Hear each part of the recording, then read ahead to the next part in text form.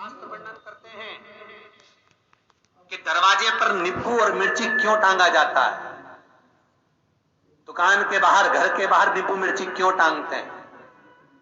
क्योंकि लक्ष्मी और दरिद्रता, इन दोनों देवियों को भगवान विष्णु का वर है कि ये प्रतिदिन भूमंडल पर विचरण करने के लिए जाएंगी। प्रतिदिन,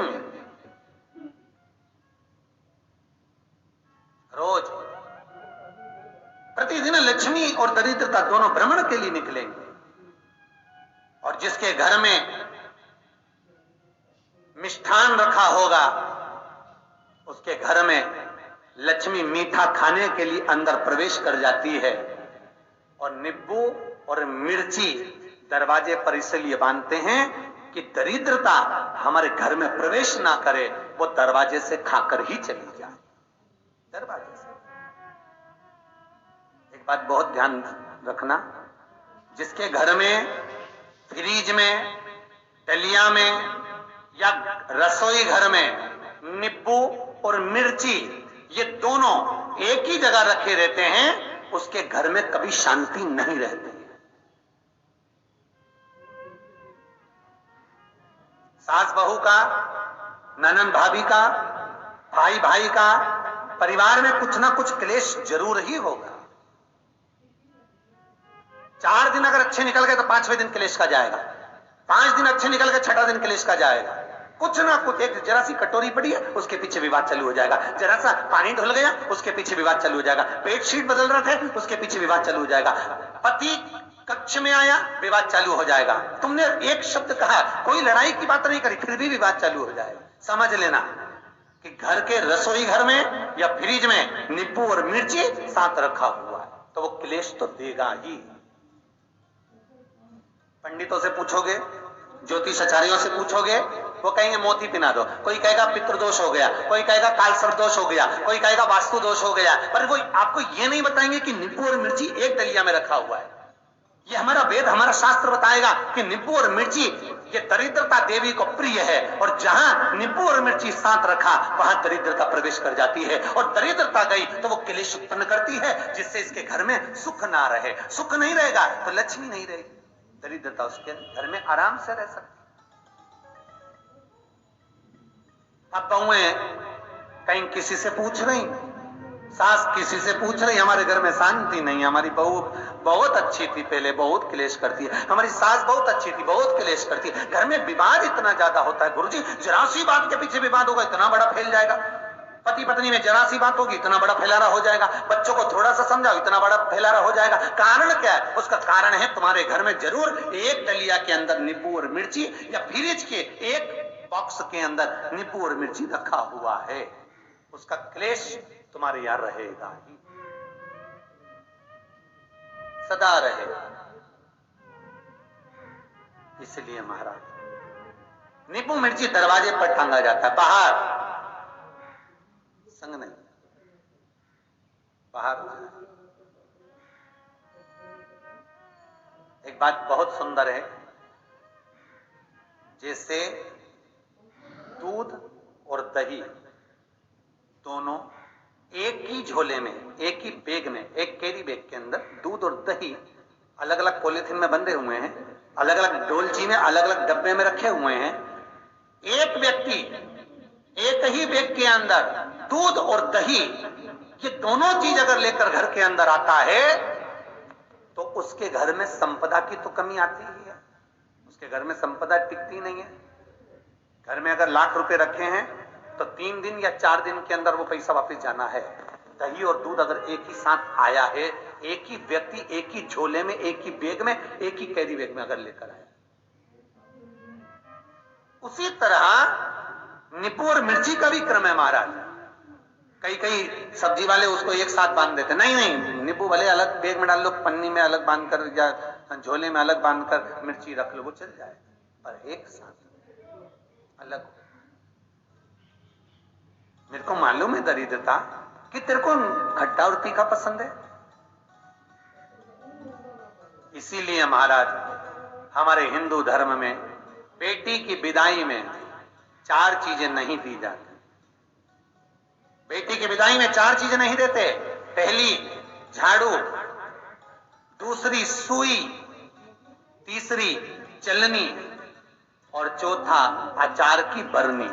ये बेटी के कन्यादान में, बेटी की विदाई में नहीं देते। बड़ी दे दो, पापड़ दे दो, ये चल जाएगा, पर बेटी की विदाई में, बेटी के कन्यादान में ना तो झाड़ू जाएगी, ना सुई जाती है, ना चलनी जाती है, ना अचार की बरनी जाती है। और मेरा निवेदन है, अगर बेटी को तुम्हारे घर का, तुम्हारे हाथ का अचार कितना भी पसंद हो और बेटी की मम्मी बना के दे दे, नहीं, मत देना, क्योंकि बेटी तन, मन और धन, ये तीन चीजों से दुखी रहेगी। अगर माँ ने अचार दे दिया तो बेटी के घर में या तो तन से दुखी रहेगी, या मन से दुखी रहेगी, या धन से दुखी रहेगी। बेटी को ये तीन दुख तो रहेंगे ही। कई लोग तो अपनी बहू से कहते हैं, बेटा तू मायके जा रही, तेरी मम्मी के हाथ का अचार अच्छा लगता है, लिया ना बांध के। अब इनको कौन समझाए? तुमने तो कह दिया बांध के लिया ना, पर उसको समझो तो सही, क्यों नहीं लाना है?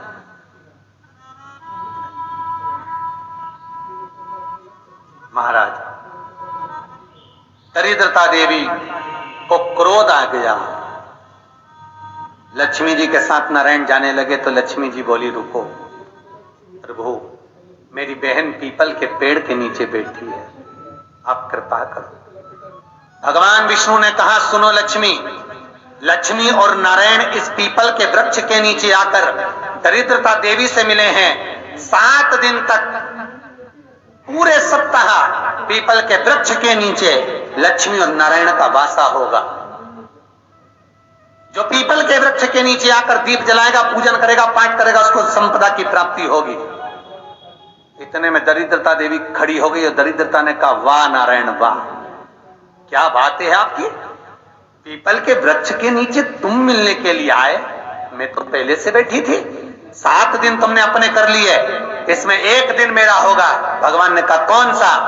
तब दरिद्रता देवी कहती है, रविवार का दिन पीपल के वृक्ष के नीचे ये दरिद्रता देवी विराजमान रहेगी।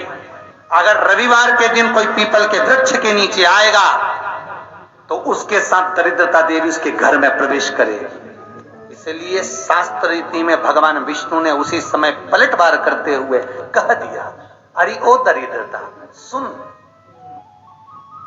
पीपल के वृक्ष के नीचे अगर कोई रविवार को आया और कोई पूजन की सामग्री लेकर आया, हाथ में कुछ ना कुछ उसके हुआ, खाली हाथ आया तो तू उसके घर में प्रवेश करेगी, और अगर भरा हुआ हाथ रहा तो तू उसके यहां प्रवेश नहीं कर सकती। ठीक है प्रभु, वचन दे दिया भगवान ने। इतने में दरिद्रता देवी भगवान विष्णु से बोली, प्रभु सारे देवताओं के पीछे अधर्म बैठा हुआ है,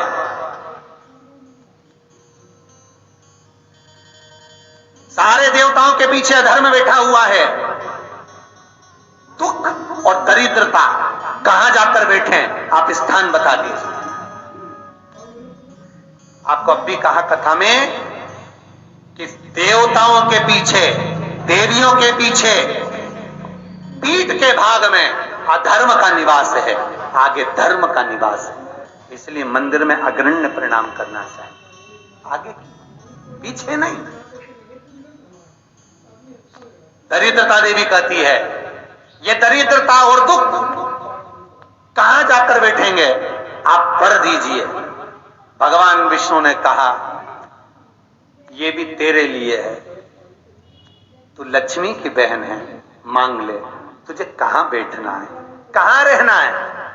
दरिद्रता देवी कहती है, जिस घर में स्त्री दोपहर में सोती होगी उसके घर में दुख और दरिद्रता दोनों जाएंगे। जिनके घर में कांटेदार पेड़े लगे होंगे, पौधे लगे होंगे, उनके घर में दुख और दरिद्रता दोनों जाएंगे। जिनके घर में रात्रि में बासी बर्तन पड़े रहेंगे, उनके घर में दुख और दरिद्रता दोनों जाएंगे। भगवान विष्णु बोले, ठीक है। इतने में दरिद्रता देवी बोली, सारे देवताओं में प्रथम मान्य होने वाले श्री गणेश जी महाराज के पीठ के पीछे कोई नहीं बैठा, अधर्म नहीं बैठा। आप हमें वर दो कि दरिद्रता और दुख गणेश जी की पीठ के पीछे विराजमान हो। पृष्ठभाग में दरिद्रता और दुख दोनों रहेंगे। अगर आपको हमारे वीडियो पसंद आए तो हमारे चैनल को लाइक एंड सब्सक्राइब ज़रूर करें। हम ऐसे ही पंडित प्रदीप मिश्रा जी की वीडियो लाते रहते हैं।